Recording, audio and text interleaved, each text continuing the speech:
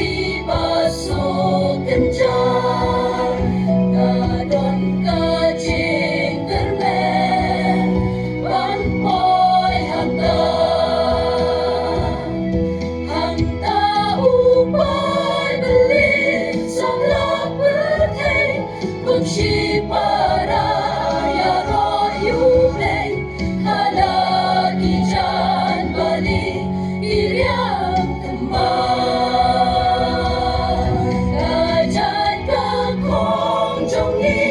batang sidro kanyor wailem isur yaro isur melung kenong isur isang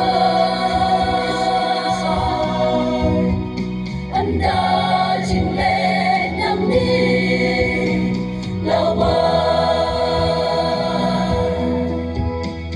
haba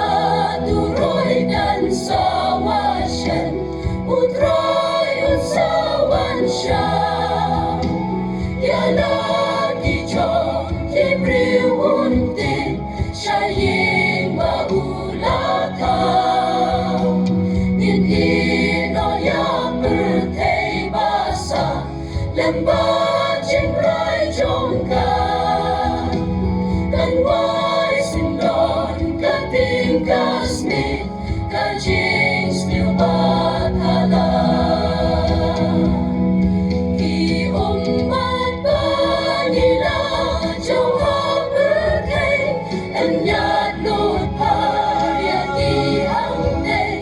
ginom kong syusirta lamas ngawsi hangga kapok jinya wajing pangso ginom yoban ng triglisyo kawa jingin kantun kajing kanyan anda jingle nang ni lawan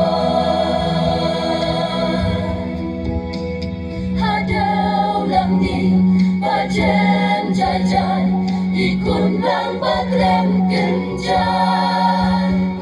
usin buang irayai kapaidang baklang sadhan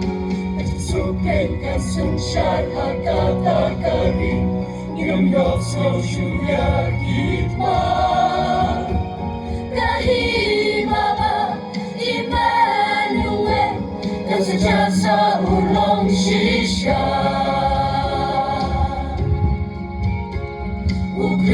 Ukris ulong unong bakit Dasdam jongku yang bikin Yesus bang Kahok jongi damlong eyeng Hau kasyong kajing kermen jongga Ngadan kajing kermen panpoy hangta Ngadan kajing kermen panpoy hangta Ngadan kajing kermen Oh ngadan kajing kermen Oh ngadan kajing kermen